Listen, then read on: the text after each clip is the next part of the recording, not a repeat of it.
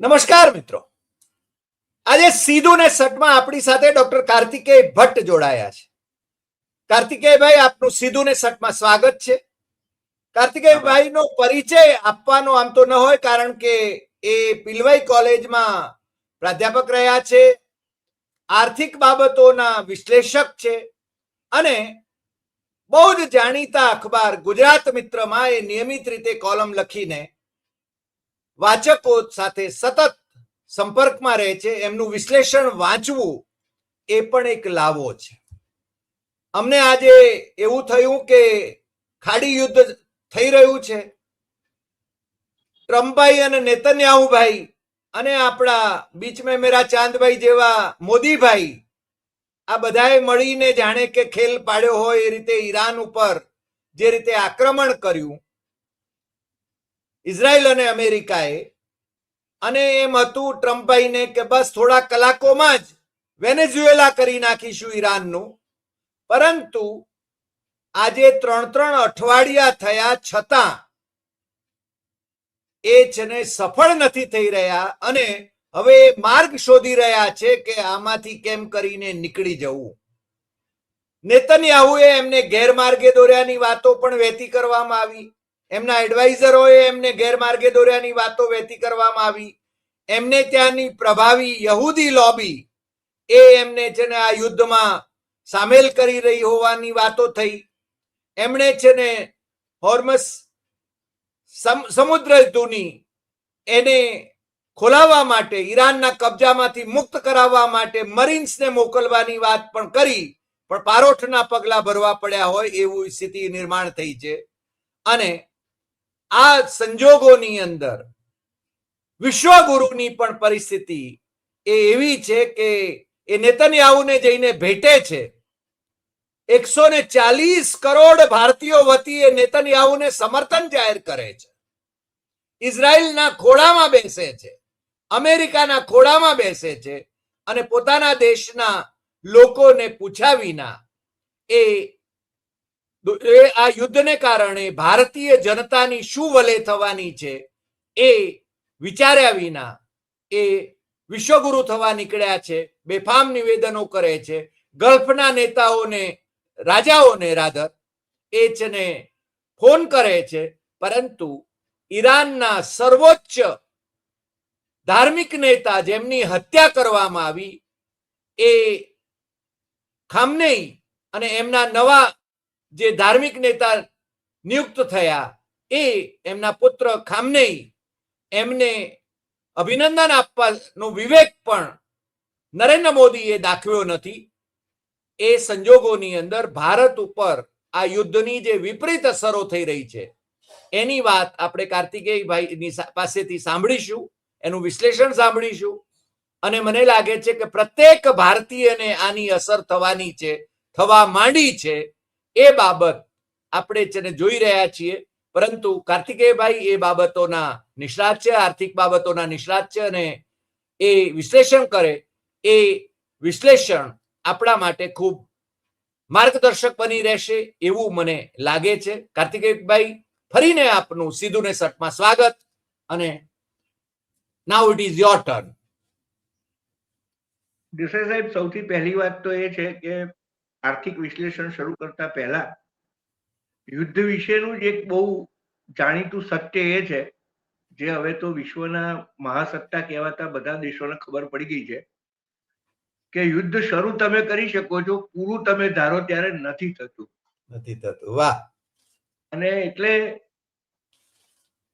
કાલે આમ ચાપ દાબોન બંધ થઈ જવાનું હોત તો આની આર્થિક અસરોની આપણે બહુ ચર્ચા કરવાની ન રહે.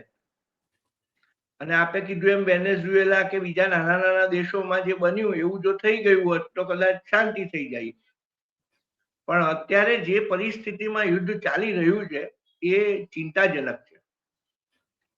અને હું તો રાજકીય વિશ્લેષણને બાજુમાં રાખીને માત્ર આર્થિક ચિંતા અને આપણા માધ્યમથી એવા લોકો સુધી આ ચિંતા પહોંચાડવા માંગુ છું જે આજની ઘડીએ પણ એવું માને છે કે આમાં મારે કઈ તકલીફ પડવાની નથી. એ તો નાના નાના જે બધા ગેસના બાટલા બધું ઉઘરાવે છે અને ગરીબો 2 મહિને એકવાર એક જ બાટલો એમની પાસે છે, એમની પાસે સ્પેરમાં બાટલો પણ નથી.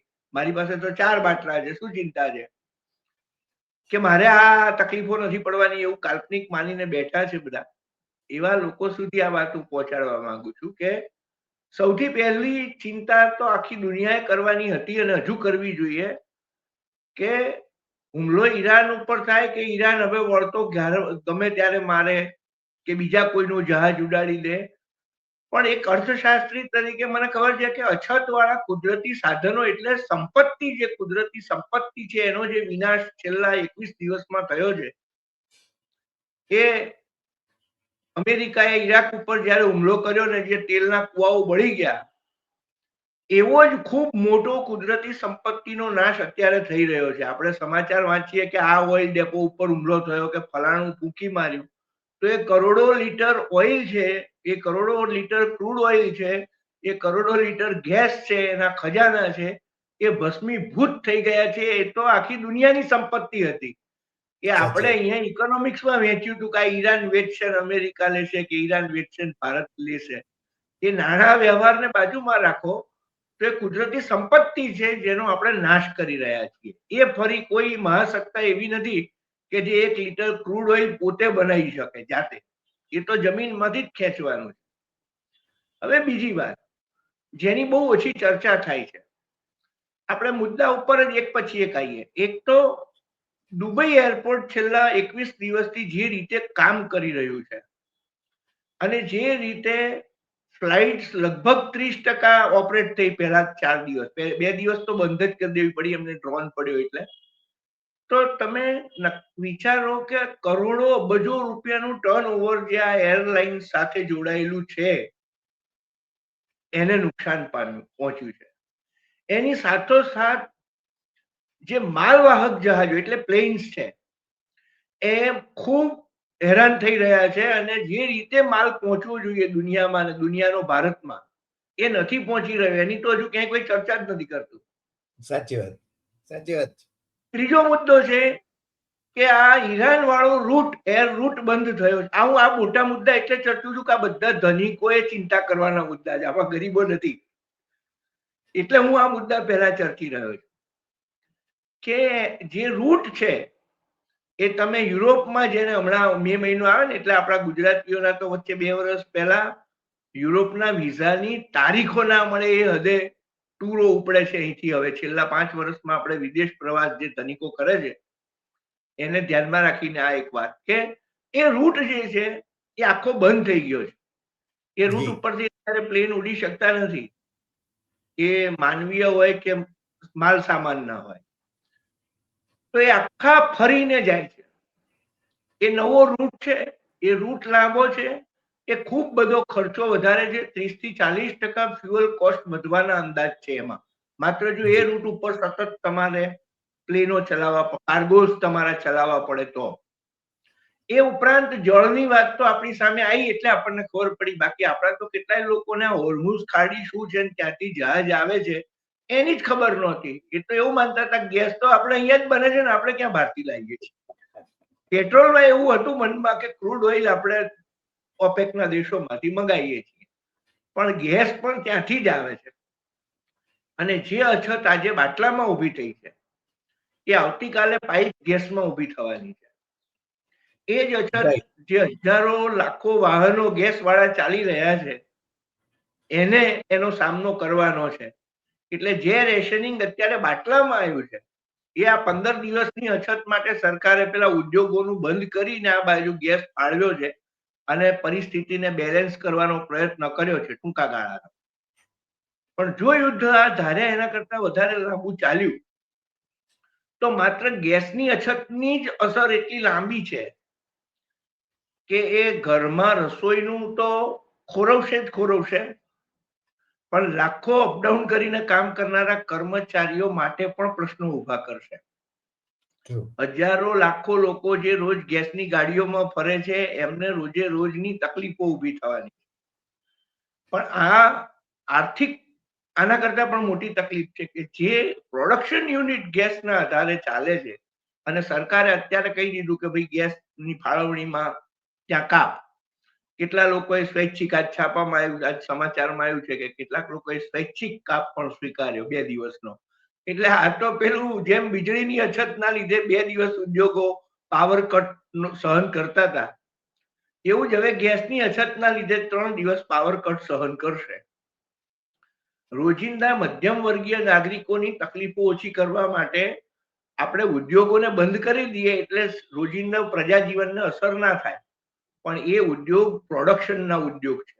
આજે 5 જણા ગાડી લઈને ફરવા નહીં જાય કે પિક્ચર જોવા નહીં જાય, પીવીઆર સુધી મણિનગરથી ગાડી નહીં જાય, તો એનાથી ઇન્ડસ્ટ્રીને નુકસાન નથી થવાનું. પણ એ ગેસ તમે ચાલુ રાખો અને ઇન્ડસ્ટ્રીનો ગેસ બંધ કરો એટલે પ્રોડક્શન ઓછું થાય. એક તો અછતથી પીડાતો દેશ, રોજિંદી ચીજ વસ્તુઓની અછતમાં જીવતો દેશ, અને એના જે પ્રોડક્શન યુનિટો કાયદેસર કે ગેરકાયદેસર ને 2 પાળીની 3 પાળીઓને ઓછું કરીને પ્રોડક્શન કરે છે એ લોકો, એટલે આપણી રોજિંદી વસ્તુઓ માર્કેટ સુધી પહોંચે છે.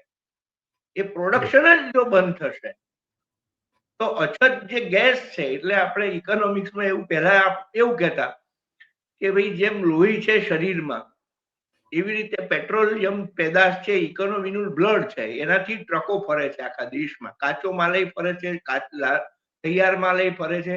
એટલે ક્રૂડ ઓઇલ જ અર્થતંત્રને ગતિશીલ રાખે છે ભૌતિક રીતે. એમાં જ હવે ગેસનો ઉમેરો થયો છે. તો એ જે ઇકોનોમી ચાલવી જોઈએ, એ જે ઇકોનોમીનું સર્કલ છે એ અત્યારે જ કરપ્ટ થવા માંડ્યું છે. એટલે કાચો માલ મોડો પહોંચવા માંડ્યો છે, પ્રોડક્શન ઓછું થવા માંડ્યું છે, અને એની અસર માર્કેટમાં અત્યારે જે માલ છે એ વેચાય છે, માટે આપણા સુધી પહોંચતી નથી. પણ આ લાંબુ ચાલશે એટલે એ અછતો પણ આપણા સુધી પહોંચવા માંડશે. એક બીજી ચિંતાનો વિષય, જેમાં આપણે તો નાગરિકો તરીકે આવું બધું વિચારતા જ નથી. મારી નોકરી ચાલુ હોય તો કોકની નોકરી બંધ થઈ જાય એનો તો આપણને પ્રશ્ન જ આવતો નથી. પણ આપ જાણો છો ને, ઘણા લોકો જાણે છે, આ જે ગલ્ફ અને કતાર ને બધા દેશો છે, સાઉદીના ને બધા દેશો, અને ખાસ કરીને જે રીતે સાઉદી અને દુબઈ ને બધા દેશોએ જે એમના 2 સુલતાનોના નવા વિચારોને કારણે પ્રગતિ કરી, ઇન્ડસ્ટ્રીયલાઇઝેશન કર્યું, અબુધાબીમાં કે કતાર પેલામાં કે દુબઈમાં મોટા મોટા એરપોર્ટો ઉભા થયા, સર્વિસ સેક્ટર બહુ જ મોટું થયું. પણ એની સાથે ભારતમાંથી 50 લાખ કરતા વધુ લોકોને ત્યાં રોજગારી મળે છે, લગભગ 1 કરોડ જેટલા, કદાચ 1 કરોડ. હા, અને એમાંના 90% શ્રમિકો છે, કામ કરનારા છે, વર્કર્સ છે, પરમિટ ઉપર છે. જો ત્યાંની પરિસ્થિતિ આવીને આવી જ ચિંતાજનક રહેશે, તો આજે જ મેં 2-3 જગ્યાએ મિત્રો સાથે વાતમાં સાંભળ્યું કે જો આવી અનિશ્ચિત પરિસ્થિતિ રહે અને ઈરાન આ દેશો ઉપર પણ વચ્ચે એકવાર બોમ્બ ફેંક્યા આવે કે ડ્રોન ફેંક્યા આવે, તો ત્યાં આ લોકો હવે રહેવા માંગતા નથી આ અનિશ્ચિતતાના માહોલમાં. અને એ વર્કર્સ જો પાછા આવે તો એ પણ એક બહુ મોટો ઇસ્યુ છે આપણા માટે. આમ તો એ ભારતીય નાગરિકો જ છે, પાછા આવવાના હકદાર જ છે, અને એ તો જાતે આવવાના છે, સરકારે એમને કાઢવાય નથી પડવાના જો બહુ મોટું યુદ્ધ ના થાય તો. પણ એક તો અહીંયા જ બેકારીનો પ્રશ્ન છે, અહીંના જ શ્રમિકોને રોજગારીનો પ્રશ્ન છે, અહીંયા જ ઉદ્યોગો બંધ થતા જાય છે. બીજી બાજુ એ લોકો જો પાછા આવવા માંડે તો એ એક બહુ મોટો ઇસ્યુ આપણી સામે ઉભો થવાનો છે. તો પેટ્રોલ અને ગેસ એમાં આપણે નહીં, 90% દુનિયા આખી આધુનિક આર્થિક વિકાસનો પાયો પરાવલંબન છે. હવે પેલી સાર્વભૌમકતા અને સ્વતંત્રતા ની બધી વાતો આપણે ખાલી પ્રવચનોમાં રહી છે. સાચા અર્થમાં તો લોકશાહી એ 18મી સદી કે 19મી સદીમાં જયારે વિકસી, 17મી 18મી સદીમાં ગ્રીસમાં, પછી એના જે સિદ્ધાંતો વિકસ્યા એ મુજબની લોકશાહી તો ક્યાંય રહી જ નથી. કોઈ પ્રજાને તો આ દુનિયામાં અત્યારે જે યુદ્ધો ચાલી રહ્યા છે, અને ખાસ કરીને જે દેશો પોતાને લોકશાહી રાષ્ટ્રો કહે છે, એનો એક પણ રાષ્ટ્ર પ્રમુખ એની પ્રજાને તો પૂછતો જ નથી કે ભાઈ તારે આ યુદ્ધ કરવું છે કે નહીં. એ યુક્રેન રશિયા હોય કે આ હોય કે કિમ જોન ને એને આપણે ખાલી બદનામ કરીએ છીએ, બાકી બધા જુદી જુદી રીતે કિમ જોન થઈને ફરે છે. એ જે પ્રશ્ન છે કે આ પરાવલંબી દુનિયા છે, એટલે ગેસ અને ક્રૂડ ઓઇલ જો અછત, જો પૈસા મોંઘવારી છે ને એને કદાચ પહોંચી વળાશે, આપણે ઇકોનોમિક્સમાં એમ કહીએ છીએ કે પૈસા આપીને મળે છે એટલે વેડફી ન નખાય. આપણે પાણીમાં ખાવામાં લોકોને આ ઉપદેશ આપીએ છીએ. સંતો મહંતો પણ આ જ વાત કરે છે જે અર્થશાસ્ત્રીઓ કહે છે કે કુદરતી જે સોર્સ છે એ પૈસા આપવાથી મળે છે એટલે એને વેડફી ન નખાય. તમને ખાવાનું મળ્યું છે એનો મતલબ એ નથી તમે પૈસા ચૂકવ્યા એટલે કે તમે એને ફેંકી દો. તમે જેટલું ખાવાના હોય એટલું જ લો. એમ અછત છે. મને તમે આ વાત કરી એટલે મને એકદમ ગાંધીજીની પેલી વાત યાદ આવે છે. સાબરમતીને કાંઠે હા, સાબરમતી વહેતી હતી, ગાંધીજી એમાંથી એક લોટો ભરીને જ દાતણ કરી રહ્યા હતા, ત્યારે જ એને આજે પ્રશ્ન થયો હતો, અરે આ તો પાણી આટલું બધું છે ને શાના માટે તમે આ કંજુસાઈ કરો છો? પણ એમના સેવકે એમને પૂછ્યું હતું.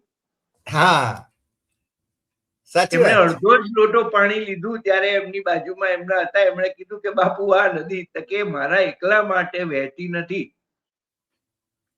એટલે આ જે વાત આજે સાબરમતી ની અંદર પાણી નથી, નર્મદાનું પાણી નાખવું પડે છે. એટલે આ વાત છે. આ જે કુદરતી સંપત્તિ છે એ અત્યારે અપર મિડલ ક્લાસ કે અપર ક્લાસ ને એમ થાય કે ભાઈ પૈસા આપવાથી મળી જશે. 100 નું 150 પેટ્રોલ ખરીદીશું અને પછી સરકાર પાસે મોંઘવારી ભથ્થું પગાર પંચ માગીશું. કર્મચારીઓ તો પોતાનો રસ્તો કાઢી લે, પણ એ પૈસા આપતાય નહીં મળે એની ચિંતા કરો, એનો વિકલ્પ શોધો. હમણાં આપણા એક અખબારે આમ ગમત પૂરતું પણ ઘણી બધી ગૃહિણીઓને પૂછ્યું ત્યારે ગૃહિણીએ કીધું કે ફ્લેટમાં કઈ ચૂલો ઓછો સળગાવાય. હવે આમ આની લોકો હસ્યા કે આ કેવી સરસ વાત, પણ આ જ આપણો મૂળ પ્રશ્ન છે કે માત્ર તમે ગેસ નથી એમ ના વિચારો. ગેસ ના હોય તો ગામડાનો માણસ ચૂલો બહાર કરશે. આજે ઘણા નાના નાના ગામડાઓમાં બહાર ચૂલે પાણી ગરમ કરે છે, લાકડા શોધી લાવે છે. એમનું મૂળ ખાવાનું જ એ લોકો ગેસથી બનાવે છે. આજે પણ હું ઉત્તર ગુજરાતના ઘણા ગામોમાં ફરું છું તો એ લોકો એમનું જે મુખ્ય રાંધવાનું છે એ જ કુકરથી કે ગેસથી રાંધે છે. બાકી એમનું ઘણું બધું કામ એ આજે પણ લાકડાથી કે અગ્નિથી કરે છે. શહેરમાં નથી થવાનું. અમે પણ ગામમાં તમે કહો છો એમ જ રસોઈ છે ને ગેસથી થાય છે, બાકી તો ચૂલો સળગે છે. એટલે આ બાયણ કહીએ અમે, બાયણ કહીએ. 50% વસ્તી પોપ્યુલેશન આપણે વસ્તી ગણતરી કરી નથી, બાકી આપણી નવી વસ્તી ગણતરીમાં તો લગભગ 50% જેટલું પોપ્યુલેશન નું અર્બનાઇઝેશન થયું છે. એ તો પૂરેપૂરું પરાવલંબી છે. એ 8-8 માળના 10-10 માળના ફ્લેટમાં વીજળી વગર રહેવાની કલ્પના જ કરી શકે એમ નથી, ગેસ વગર રહેવાની કલ્પના જ કરી શકે એમ નથી. એટલે આ જે યુદ્ધ અને એનાથી ઉદ્ભવતા આર્થિક પ્રશ્નો છે એ ખૂબ એકબીજા સાથે જોડાયેલા છે, તાણા વાણા વાળા છે. અને આમાં ક્યાંય હજુ મેં આગળ જે શરૂઆતમાં વાત કરીએ આપણે વિદેશ વેપારની કે કાર્ગો ફ્લાઇટની કે એની વાત નથી કરી. એક અત્યંત ગંભીર મુદ્દો છે જે હમણાંથી જુદી રીતે વોટ્સએપમાં શરૂ થયો છે અને લોકો એવું પણ માને છે કે આ તો બીવડાવવાની વાતો શરૂ થઈ ગઈ છે. પણ આ વાત અમે બહુ વખત પહેલા વિદ્યાર્થીઓને ઇન્ટરનેટ શીખવાડીએ ત્યારે કરતા હતા, કારણ કે આપણે તો ઘણીવાર આપત્તિમાંથી શિક્ષણ મેળવનારી પ્રજા છે, આપણને તો ખબર જ નથી.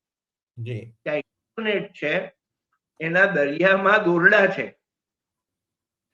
અને વચ્ચે થોડા સમય પહેલા 2 ઘટના બની હતી જેના તરફ આપણા ઉચ્ચ મધ્યમ વર્ગે ધ્યાન જ નથી આપ્યું. એક ઘટના એવી બની હતી જ્યારે અમેરિકા કે પેલા શહેરમાં 5G શરૂ કર્યું. આપણે કહીએ છીએ 5G છે પણ આપણે ત્યાં એની અસર દેખાઈ નથી. ત્યાં 5G જે દિવસે શરૂ કર્યું એ દિવસે એનું ચોકઅપ થયું ને પરિણામે એરલાઇન સહિતનું બધું જ 2.5 થી 3 કલાક બંધ થઈ ગયું હતું એના વેવ્સ ને સેટ કરવામાં જ. અને પરિણામે ખબર પડી હતી કે આ 5G કનેક્શન નું હારવાર એટલું જ નુકસાનદાયક પણ છે પર્યાવરણમાં. આપણે તો કે છે 5G થઈ ગયું, હજુ કોઈને બેન્કિંગમાં કોઈ દાડ અસર નથી આવી, નથી એરોપ્લેનમાં આવી, નથી ક્યાંય એના રેડિયેશન વધ્યા, કશી કોઈ અસર દેખાઈ નથી. એનો મતલબ આપણે સ્ટીકર લગાવ્યું છે 5G નું, બાકી જે હોય એ ભગવાન જાણે. સાચી વાત છે, સાચી વાત છે. અને સમુદ્રના આ દોરડા કપાય, સમુદ્રના આ દોરડા કપાય તો શું પરિસ્થિતિ છે? એકવાર થયું હતું કે કોઈક જગ્યાએ કોઈકે એવું માન્યું હતું કે આતંકવાદી ઘટના હોઈ શકે, કોઈકે એવું માન્યું કે આકસ્મિક છે, પણ એ એક પટ્ટામાં આ દોરડા કપાયા હતા અને હજુ 6 મહિના જ થયા અને ઇન્ટરનેટ સેક્ટર ઉપર એની અસર ઊભી થઈ હતી. એટલે જો પેલું કહે છે ને યુદ્ધમાં એક પક્ષ મરણીયો બને, એટલે અમેરિકા કે નેત્યાનાહુ કે આ મોટા રાષ્ટ્રો અત્યંત દાદાગીરીની જ ભાષા બોલશે, કોઈનું કશું સાંભળશે નહીં. તો એક શક્યતા આવી પણ છે કે કોઈક આ માર્ગ પણ અપનાવે. અને તો બીજું મોટો મુદ્દો એ છે કે આપણું તો આધુનિક આખું સેક્ટર જ ઇન્ટરનેટ આધારિત છે અને આપણું 90% ઇન્ટરનેટ પરદેશ આધારિત છે. હવે તો સંપૂર્ણ ડાટા, આપણો ડાટા છે ને ત્યાં જ છે. હવે આજની તારીખમાં અમે ગ્રામીણ ક્ષેત્રમાં બેંકમાં જઈએ તો ઘણીવાર દર ત્રીજે દિવસે સાંભળવા મળે કે સાહેબ સર્વર ડાઉન છે, આજે પાસબુક તમારી પ્રિન્ટ નહીં થાય. તો આ તો પૂરેપૂરું સર્વર ડાઉન જ કરી નાખવાનું છે. મામલતદાર ઓફિસમાં પણ આવા જ સંજોગો છે. કોઈ પણ મામલતદાર ઓફિસોમાં પણ.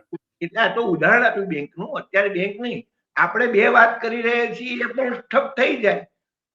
એટલે કઈ પણ થઈ શકે, પણ થઈ શકે. બસ આ શબ્દ બહુ સારો છે, કઈ પણ થઈ શકે. પણ લોકો જુદી જુદી ચિંતાઓ વ્યક્ત કરી રહ્યા છે કે ભાઈ તમારી એફડી ની પ્રિન્ટ કાઢી રાખજો. આપણે તો મેન્યુઅલ એરપોર્ટ કેવી રીતે ચલાવવું, એટલે એક બહુ સરસ વાત, કદાચ આપણી પાસે ટાઈમ આટલો જ છે કે આપણે વિકલ્પો ઉપર અત્યારથી વિચારવાનું શરૂ કરવું પડશે. આપણી પાસે ઉર્જાનો વિકલ્પ નથી, આપણી પાસે ઇન્ટરનેટનો વિકલ્પ નથી, આપણી પાસે રોજગારીનો વિકલ્પ નથી, આપણી પાસે ઉત્પાદન ચાલુ કેવી રીતે રાખવું એનો વિકલ્પ નથી. અને વિકલ્પ ના હોય એને ગરીબી કહેવાય. દેસાઈ સાહેબ, મારી પાસે એક જ જોડ કપડા છે, બીજી જોડ કપડા જ નથી જો બદલવાના, તો એ ગરીબી છે. સાચી વાત, સાચી વાત છે. મારી પાસે એક જ પ્રકારનું અનાજ છે જેના બદલામાં ઇન્સ્ટેડ ઓફ હું બોલી જ શકતો નથી. એટલે મારી પાસે જો બીજો વિકલ્પ નથી તો હું ગરીબ છું. તો એનો મતલબ એ થયો કે મારી પાસે ઓઇલનો વિકલ્પ નથી, મારી પાસે ગેસનો વિકલ્પ નથી, મારી પાસે ઇન્ટરનેટનો વિકલ્પ નથી. તો હું દુનિયાની 5મી મહાસત્તા હોઉં કે બીજી મહાસત્તા હોઉં, કોઈને યાદ નથી આવતું કે યુક્રેન રશિયાના યુદ્ધનું જે થયું હોય થાય, પણ સૂરજમુખીના તેલની આપણે કિંમત વધારે ચૂકવીએ છીએ. ડેરી પ્રોડક્ટની આયાત ઉપર બહુ મોટી અસર પડી, એ આપણને થઈ રહી છે. Right, right. આપણે વર્ષો પહેલા સાંભળ્યું હતું કે કોઈ પેલા આપણા રણમાંથી, અરબસ્તાન ને બધામાંથી પાઇપલાઇન દ્વારા ગેસ લાવવાનો આખો પ્રોજેક્ટ પણ કોઈક વાર વિચારવામાં આવ્યો હતો. પણ સમહાવ રાજકીય રીતે આપણે કંઈક બીજી બાબતોમાં ધ્યાન આપીએ છીએ, એટલે આ જે બેઝિક વિકલ્પો છે એનો વિચાર કરતા નથી. સૌથી પ્રશ્ન છે કે આપણે આજે પાયાની જરૂરિયાતો છે એનો વિકલ્પ વહેલામાં વહેલી તકે વિચારવો પડશે. એ યુદ્ધ ઈરાન અમેરિકાનું હોય કે અમેરિકા ભારતને કાલે નહીં બને, કાલે ભારતને ને ઈરાનને નહીં બને, કાલે આપણે સાઉદી અરેબિયા જોડે નહીં બને, પણ આપણે આત્મનિર્ભર તો જ થઈએ જો આપણી પાસે ખરેખર આ વિકલ્પો હોય.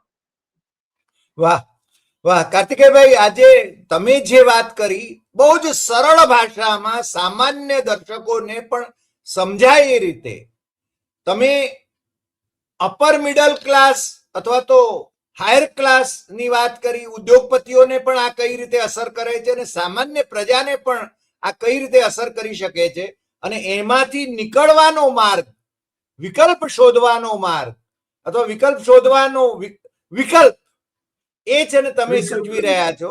એ બદલ આપનો ખૂબ ખૂબ આભાર. ફરી મળીશું નવા એપિસોડમાં નવા વિષય સાથે. આજે આપ અમારી સાથે જોડાયા બદલ આપનો ફરી એકવાર હું ખાસ આભાર માનું છું. નમસ્કાર. આભાર માનું, મારા વિચારો એ બાને બધા સુધી પહોંચ્યા. જી નમસ્કાર.